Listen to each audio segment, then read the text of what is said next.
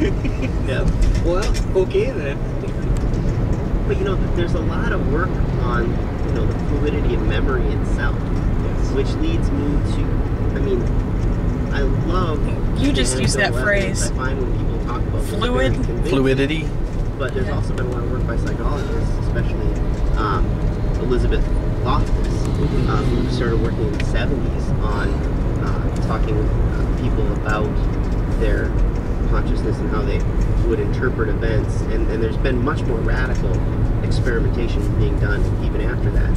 Where Well, the 70s was a real hotbed of UFO and cryptid sightings, and also too, My teacher got really mad at me in 10th grade English. Well, you know, we were doing, of course, the fucking Holocaust stuff. Or something, like, And I wrote about, like, you know, the Holocaust may have been really horrible, but if you want to look at it in some sort of a positive light, even though they were doing horrible, unethical testing on things, they still did some scientific stuff that no one's ever going to do again.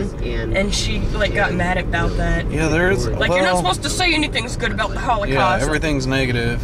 It's like, you know... But they didn't... There wasn't really much science going on. Well, I mean, but it's basic. You wonder... I mean, there's probably a scientific way to go about it, so you don't have to do that kind of stuff to people. Like, leaving babies alone in a room to find out that they're gonna die because they don't have any interaction. But I mean, I don't know. Is that what they did? Yeah, there's a lot of, like, really fucked up experiments that they did. That one scientist dude... I think he probably committed suicide before anyone could catch him. But, I mean, when we watched the thing on him, and I was just like, whatever. I mean, I'm trying to pull some kind of good out of something. You know, I mean, maybe it's not good, but it happened. You can't change it, so why don't you just appreciate that some kind of experiments that'll never get done again got done. And I think I probably worded it really badly, so it seemed like incredibly heathenistic. So she didn't like it, but you know. That the car was indeed blue when it was white, and it was very easy to convince people over time and have people actually convince themselves. Why don't you tell the camera where we're going? That an event occurred in a way that we know where we're going. And we'll just let it be a surprise. Research was showing pictures of Disneyland. Well, if I put this up on YouTube, it'll be up at the top, so. And then asking people which characters they met at Disneyland. And up there, that's where we're going. Read it.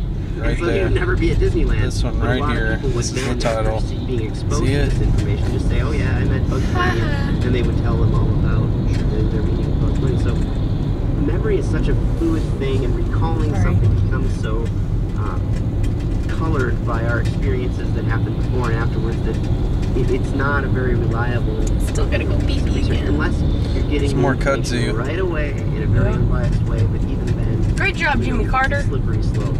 Don't worry, if it gets out of control, God will take care of it. God wouldn't let anything bad happen. You know, as it sits, as it was archived, I mean, you're constantly interpreting and reinterpreting. Man, you need to get this truck some room. I'm sorry. I'm processing everything. Well, don't apologize. I'm just saying. I remember there's this big right turn that we're going to go through, and then it'll be on our left. Your brain has to create some. So I'm going to put my window down for you?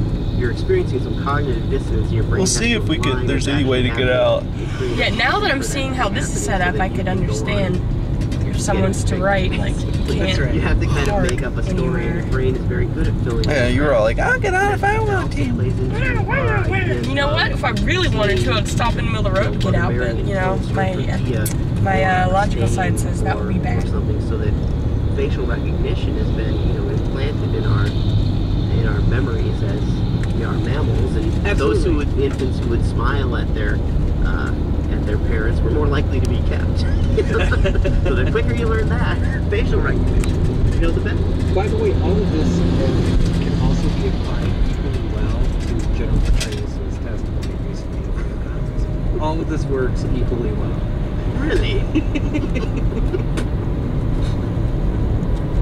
Oh man. So yes, yeah, and then to Iraq, yet another cryptid. But I digress. Alright, it's coming up here. There it is. Oh, it's on your right. Well, it's going to be on our left when we come up this hill. Arriving at destination. Whoa! Oh my god, look at it. Awesome. Just let us know at feedback@tankriot.com. Hey, mister, you're awesome.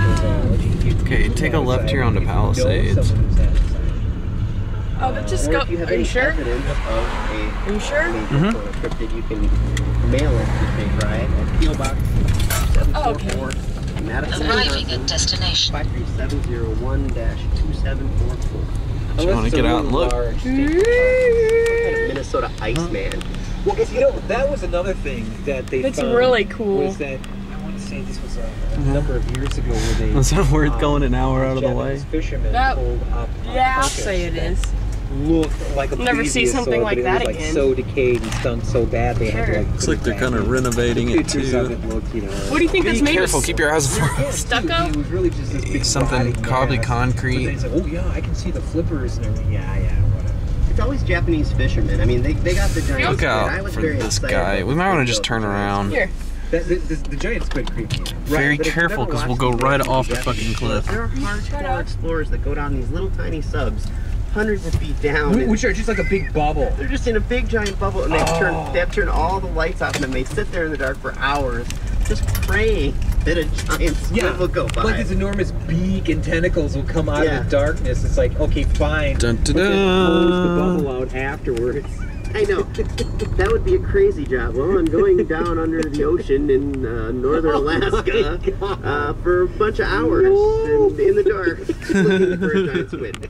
Hoping for a giant squid. I like that, But, like, you know, the way you get upstairs and everything. Like, that's really cool. Yeah, it looks like the staircase raises up and down. Without mentioning Bernard Hubelman. Totally. Who was basically the founder Alright, of the coiner that's of the term sweet. cryptozoology. You got that? You know, he died back in 2001. He was born in... Hooray! Up here on the corner of Palisades and Signal Mountain. Come check out the UFO house. It's awesome. And he basically started all this... Bye-bye.